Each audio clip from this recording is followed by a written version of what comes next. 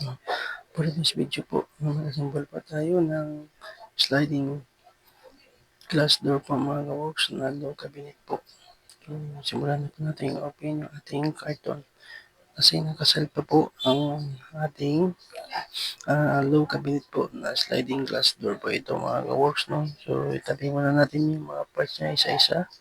So, yan po nakikita nyo. Yan po yung kanyang glass door po mga ka-works na dalawang piraso po mga ka-works. So, alisin muna natin, tabi muna natin kasi balot po siya ng styro sheet. Yan, isa-isa po. Lipat natin sa kabilang table po yung mga parts po ng ating sliding glass door po mga ka-works. No? Yan, kita niyo. So, yung mga kinukuha ko, yan po yung mga parts niya. Yan po is yung left side wall yun or right side. Pagkatapos naman po, ang sunod po natin gawin, yung manual po, yan na kinuha ko po kasi keep po natin yung manual. Sunod naman po is yung backplate po niya. So, tapos na po.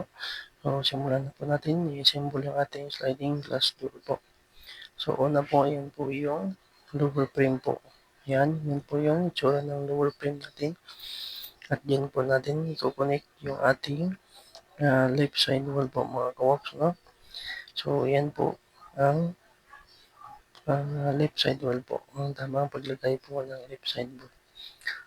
Sunod naman po is yung right side wall po mga ka-works, no? So, sa paglagay is pasok nyo lang po doon sa lower frame yung left side wall at saka right side wall. Pagkatapos po mga ka-works is sunod natin gawin is yung backplate po na dalawang piraso po yung ating backplate. So, yan yung sa gilid.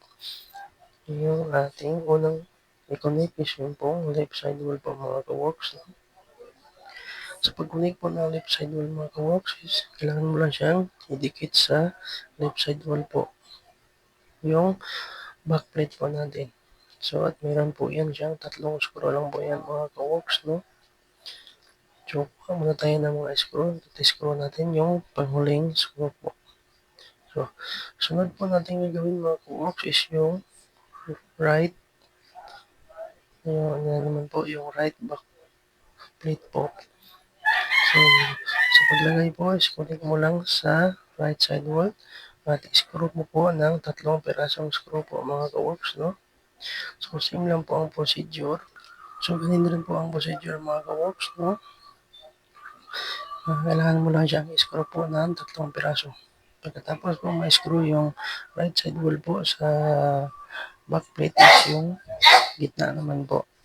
Yung dalawang back plate po. Yung i-screw naman natin kasi hati yan mga ka-works, no? So, yan naman po yung ating top frame po. Kung saan natin ipapasok yung taas po ng ating glass door.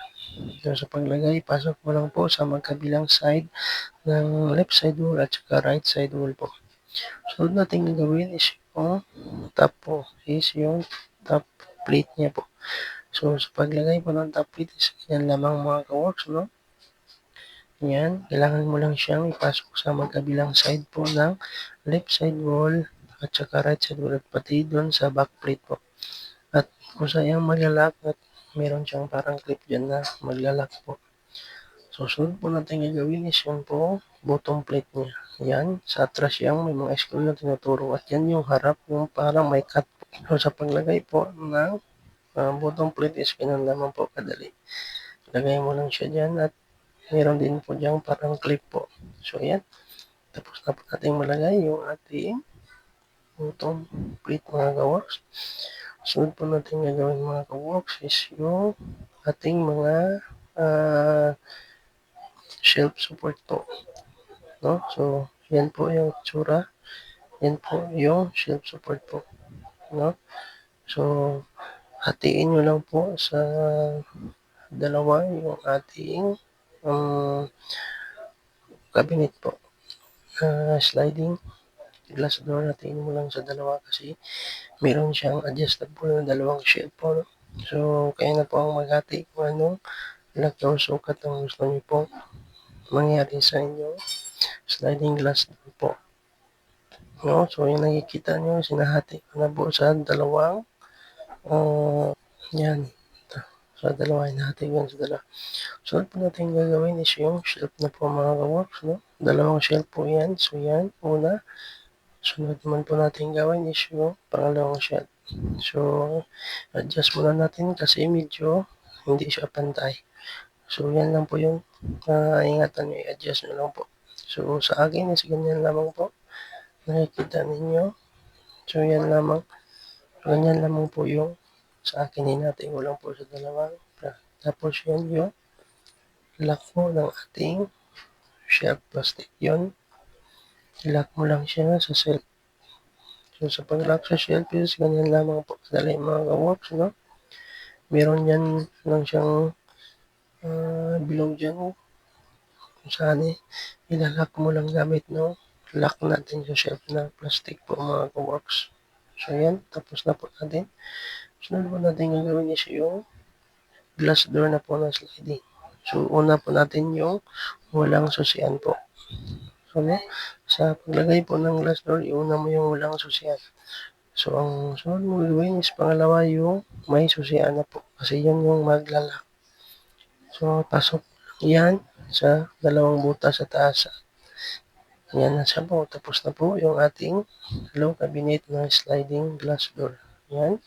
Pinapakita ko sa inyo kung gaano po kaganda at napakaswabe yung ating sliding glass door po. Low cabinet. Kita nyo naman po. Powder coated po yan mga ka-works at sobrang smooth po. Yan po yung likod at gilid po ng ating low cabinet na sliding glass door po mga ka-works, no? Sobrang ganda po ng ating sliding glass door. So yan. Yan po yung harap niya at yung salamat po mga ka-works.